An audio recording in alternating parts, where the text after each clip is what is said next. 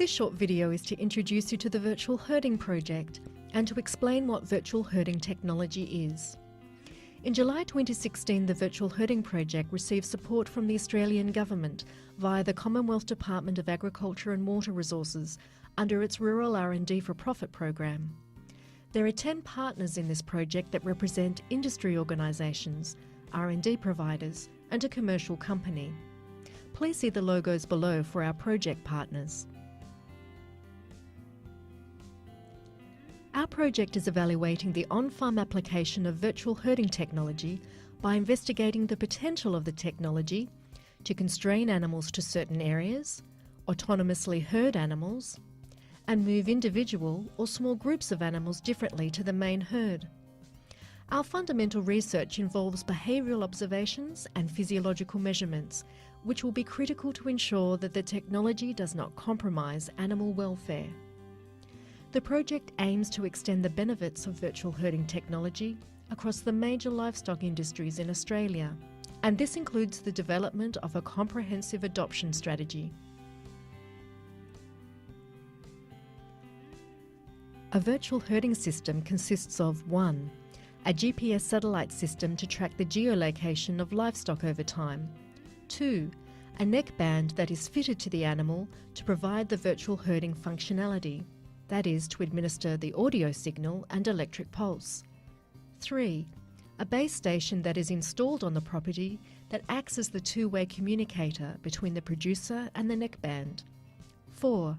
A cloud database to store all data that is transferred through the digital network, data which has the potential to be used as a decision-making tool. 5. A digital application accessed via a smartphone or tablet device. When the producer creates a virtual fence through their user interface, these coordinates are converted into a set of instructions that are sent wirelessly to each animal's neckband.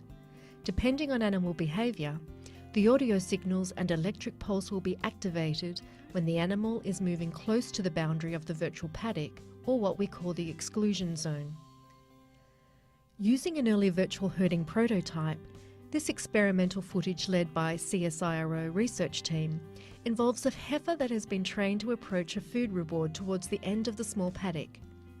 As the heifer approaches the virtual boundary, indicated by the 3 vertical strips of silver tape on the fence, it receives an audio signal. The animal responds to this by raising its head.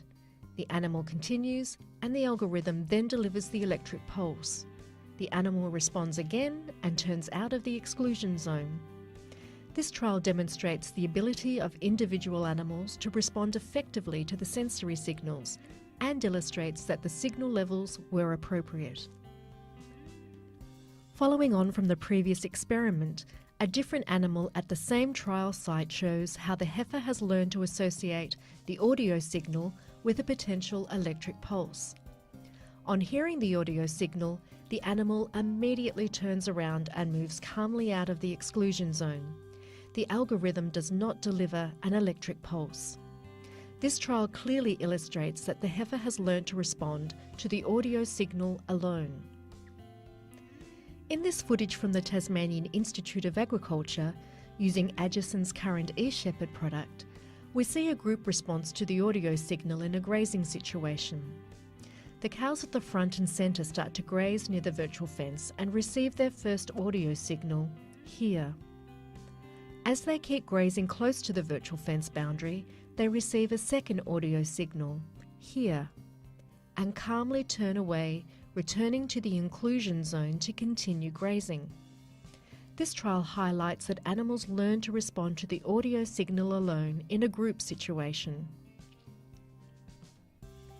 At the same dairy trial site, we can see the effectiveness of virtual herding system in confining a herd of early lactation dairy cows to an area of pasture over time. This cohort of trained cows continually move away from or avoid the virtual front fence in response to individual cows receiving an audio signal alone. The preliminary results from this trial suggest the potential of virtual herding technology to enable intensive rotational grazing regimes as an automated system, and to keep livestock out of waterways or other sensitive environmental areas that can be costly to fence.